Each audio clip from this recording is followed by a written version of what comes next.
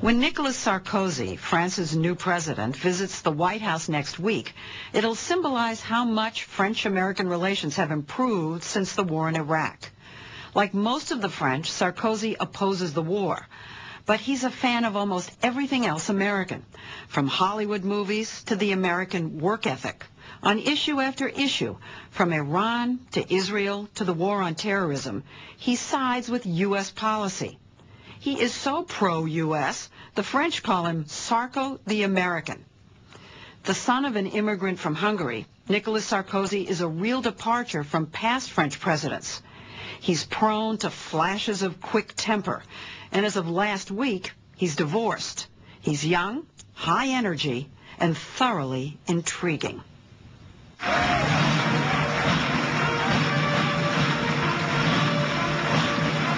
When Nicolas Sarkozy became president in May at 52, he waved goodbye to the old political order and started his own.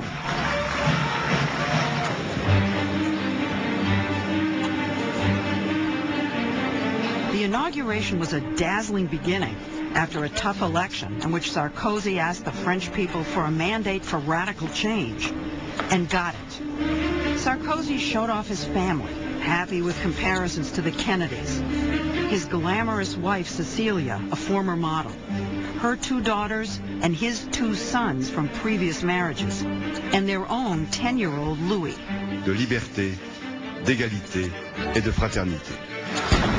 Sarkozy's affection for his wife was evident.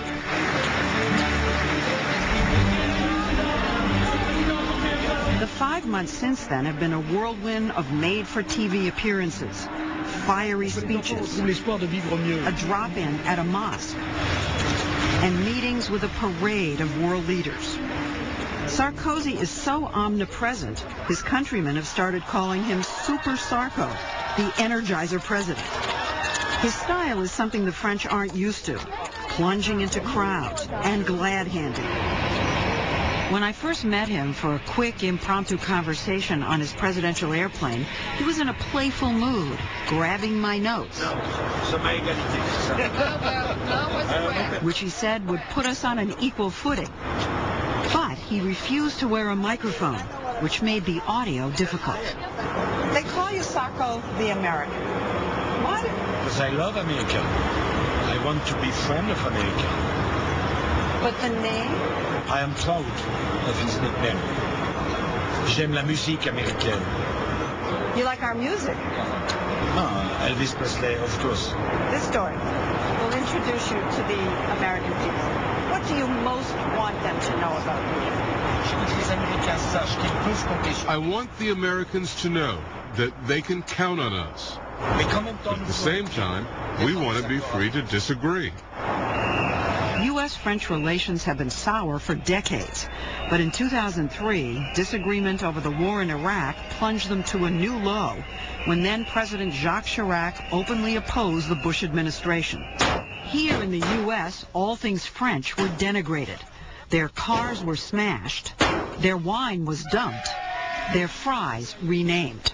Freedom fries. It became very heated, unpleasant at times. Jean-David Levitte, France's ambassador to Washington at the time, and now Sarkozy's national security advisor, told us repairing the U.S. relationship is a top Sarkozy priority. He even mentioned it in his acceptance speech the night he was elected president. Why did he go that far as to mention how much he likes America on that occasion? Well, because he thinks it's important. He thinks that in his campaign, he had to say to the French people, beware, if you elect me, I will implement this program. And part of the program is to rebuild strong, good, friendly relations with the U.S. And I think he's succeeding magnificently. To underscore his message, Sarkozy went so far as to spend his first vacation as president of France on a lake in New Hampshire with his family. The Bushes, nearby in Kennebunkport, invited them over for hot dogs, hamburgers, and a little Franco-American bonding. But Sarkozy's personal life and his own temperament began to intrude. His wife, Cecilia, created an embarrassing situation when she snubbed the Bushes by pulling out of the event at the last minute. Back in New Hampshire, Sarkozy had lost his temper at a photographer who had followed him out onto the lake.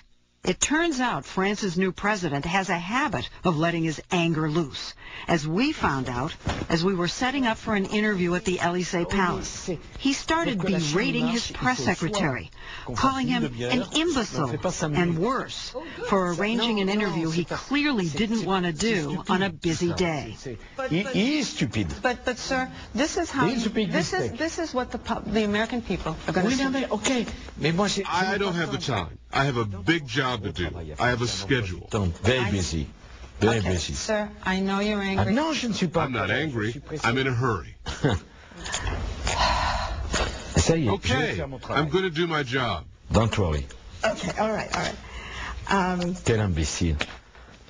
You have said, I have always had to fight throughout my life. Nothing ever came easily for me. Nobody ever opened any doors. I got used to that. Now, is that the key to Monsieur Sarkozy? Non, c'est pas ma clé. That's not the key just for me. It's the key for anybody. On n'a que ce qu'on va chercher. You only get what you're prepared to struggle for. Simplement en attendant. I was from a middle-class family. I had no connections. Nobody in my family had ever been in politics. I didn't simply become head of state by chance. I became it because I wanted to, and I paid the price for it.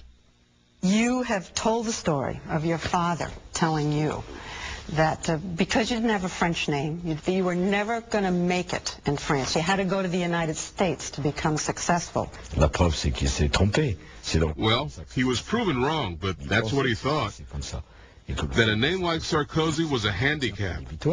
That's the reason why I like the U.S. You can be called Schwarzenegger and be governor of California. You can be called Madeleine Albright and be Secretary of State. Colin Powell, Condi Rice, and succeed. That's a free country. That's a democratic country, a country that gives a chance to each and every one of its children. Determined to prove his Hungarian father wrong, Sarkozy went into politics.